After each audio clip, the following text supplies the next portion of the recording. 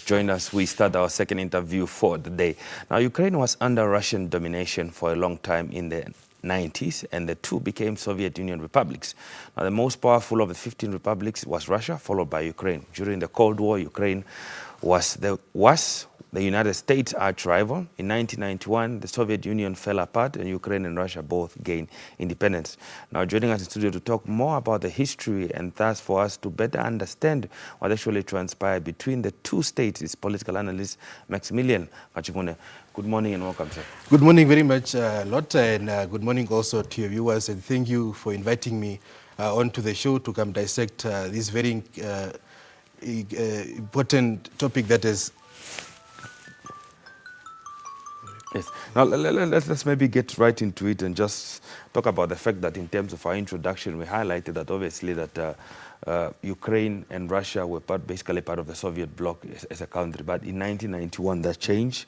And then obviously the Budapest memorandum that was signed in 1994 meant that, Ukraine handed over its nuclear weapons to Russia in exchange for security. Russia guaranteed that, it will always protect the territorial integrity of Ukraine.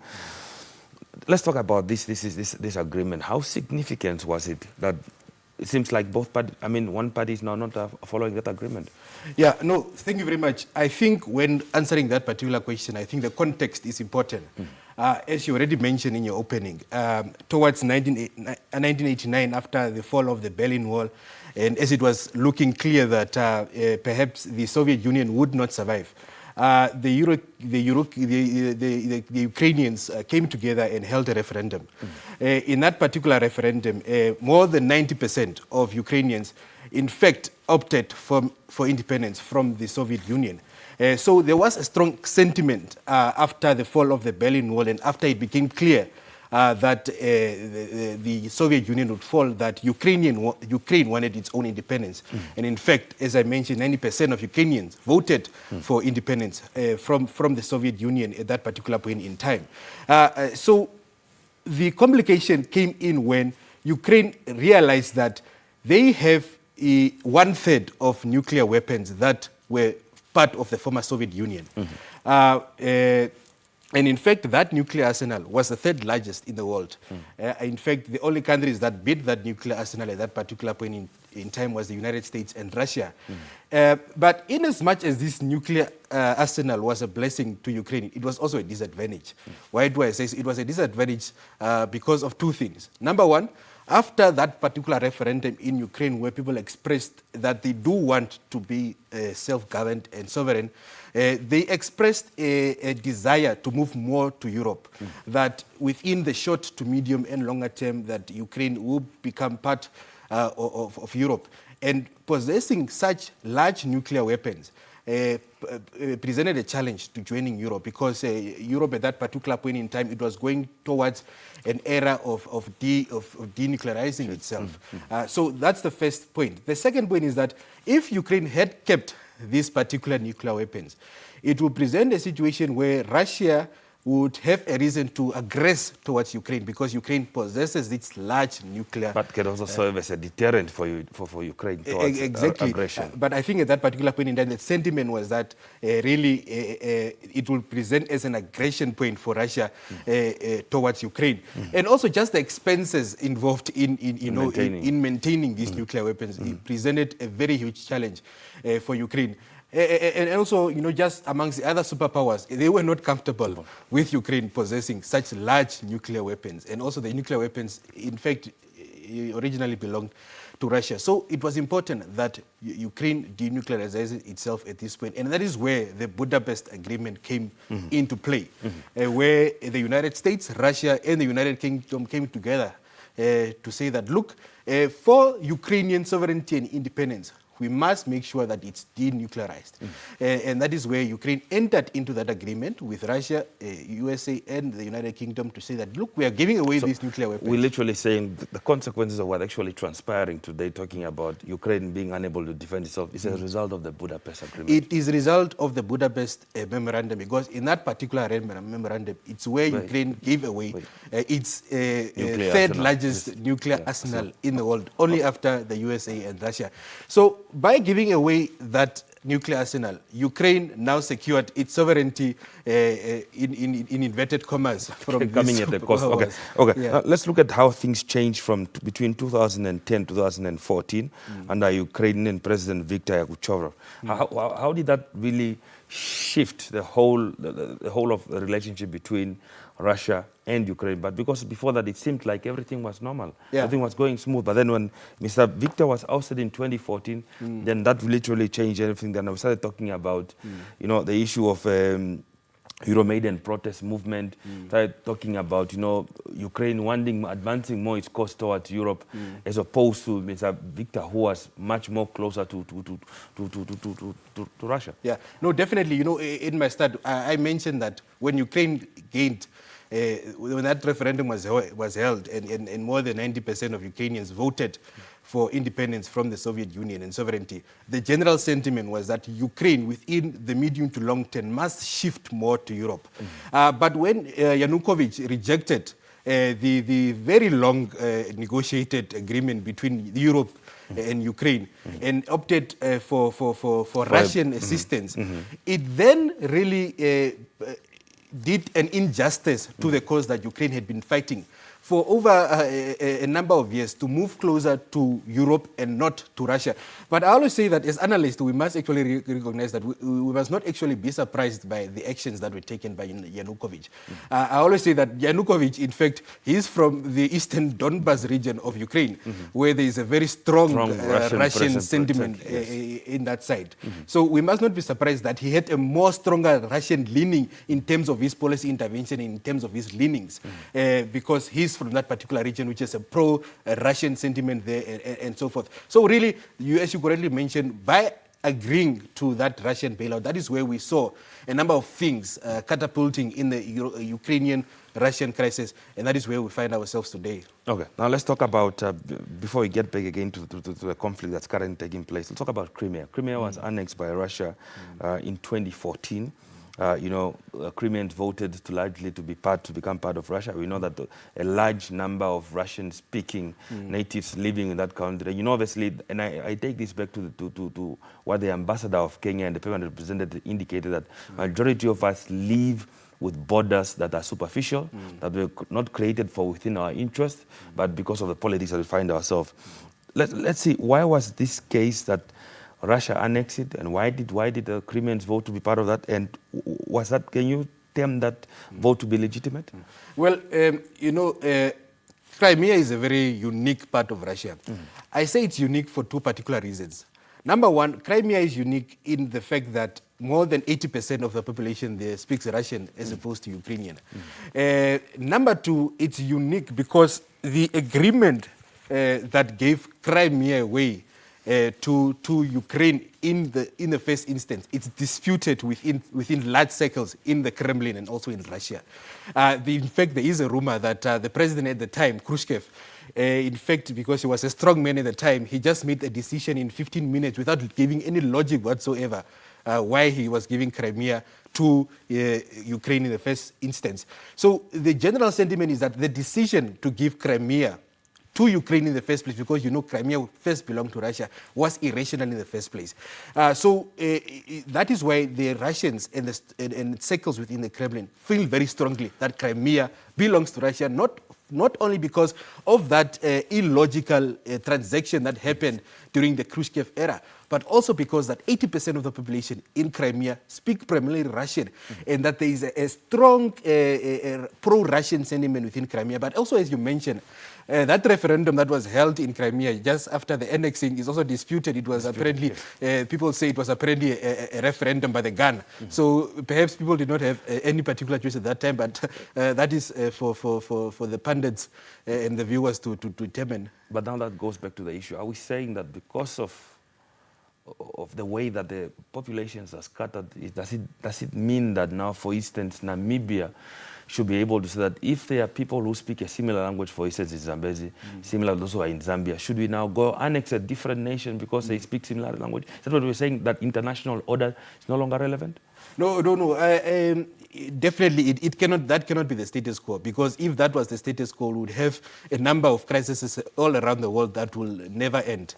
I think as peace-loving human beings, we must be determined by legislation and international law, and we must live up to the particular agreements that we sign up to. I think what has happened with Russia and with the former Soviet Union and its dynamics is that it's an issue of characters.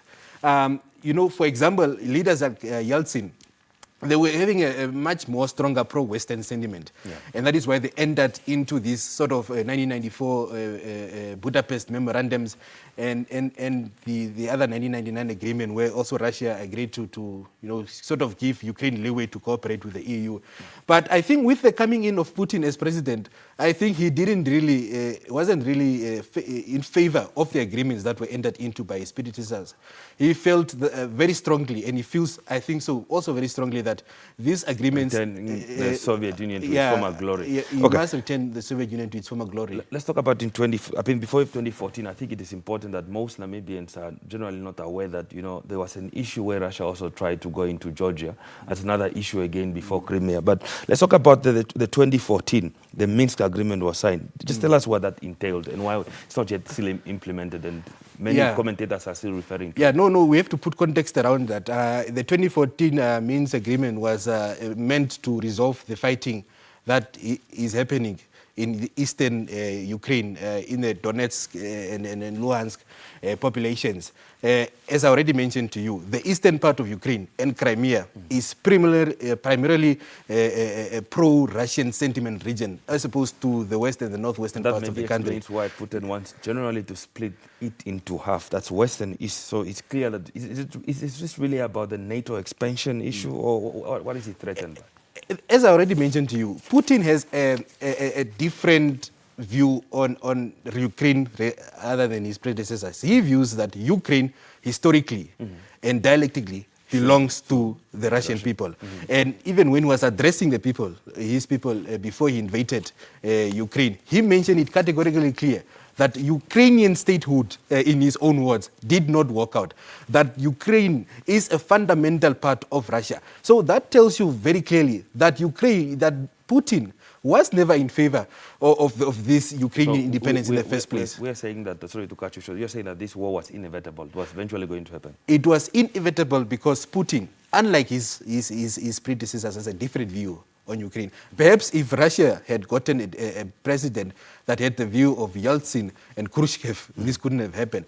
But I think it's not an issue of the legal instruments that are there, but it's an issue of a change of personality in government in the Kremlin, because Putin disagrees with his predecessors on these issues. Let's shift a bit, maybe perhaps from rational. Let's talk about their sentiments to see that. Are you of the view that perhaps maybe the West is also to blame for this conflict? Have they not done enough? Because they've spoken about willing to defend Ukraine, but we have not seen sort of any sort of how do I say it, military interventions. But obviously the possibility of that happening was always in question. So have they done enough, and are they to blame for overpopulating this conflict? Well, the West has made it categorically clear, NATO has made it categorically clear that they would not intervene in terms of men on the ground in the conflict, because Ukraine is not a member of NATO. They have said that they will only intervene in the crisis through economic sanctions and the supply of weapons and so forth.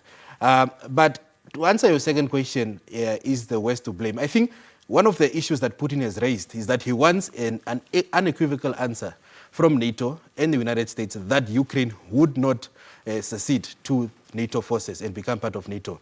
I think perhaps in another argument, we can also argue that the unwillingness of NATO in the West to really put into a perspective that Ukraine will never join NATO, whether within the short, medium, or the longer term, is also a sort of longening this crisis also. Because what Putin wants is that there must be a legal instrument to say that Ukraine would not become part of NATO, but also we have seen from the West itself that they are unwilling to make that commitment on pen and paper to say that Ukraine will not be part of NATO. And Putin, he views Ukraine as the last buffer zone to the former Soviet glory. Yeah. If Ukraine falls, then the whole former Soviet Union, in inverted commas, falls. So that is the issue of contention also. Okay, let's talk about the role of China. Why haven't we seen the Chinese perhaps making some sort of intervention. The Chinese have repeated that they will continue to trade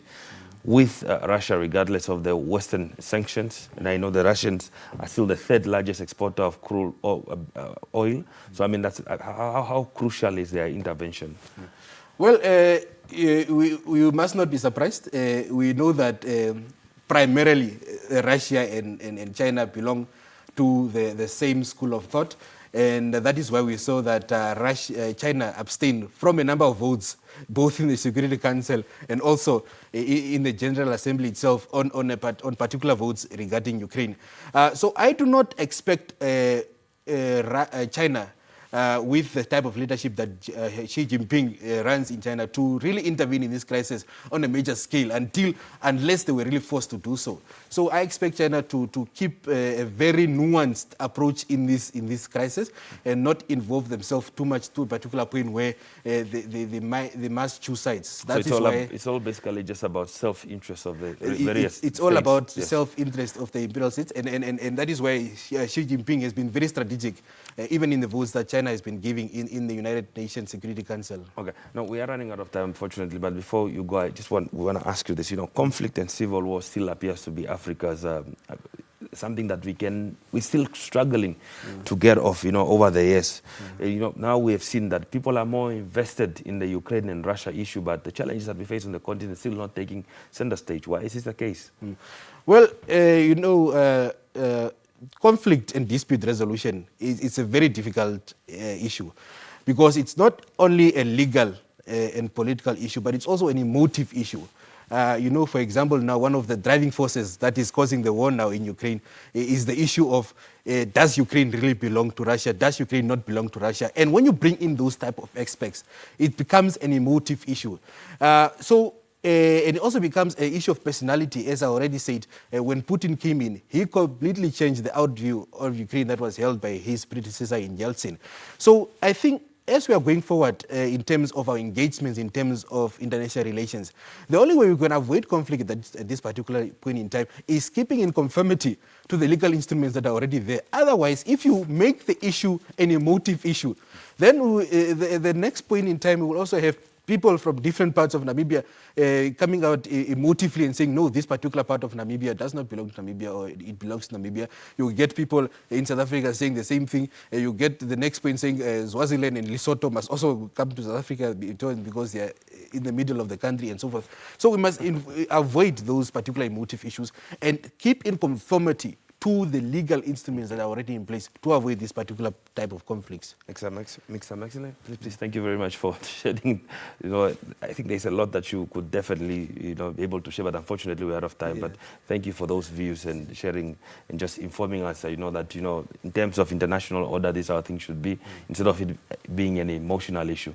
But thank you very much for your Thank you very much, Lot, and thank you to your viewers. Okay. That was political analyst Maximiliant Katjimune sharing the history of Ukraine and Russia. Now, when we get to return, we talk about agronomics issues.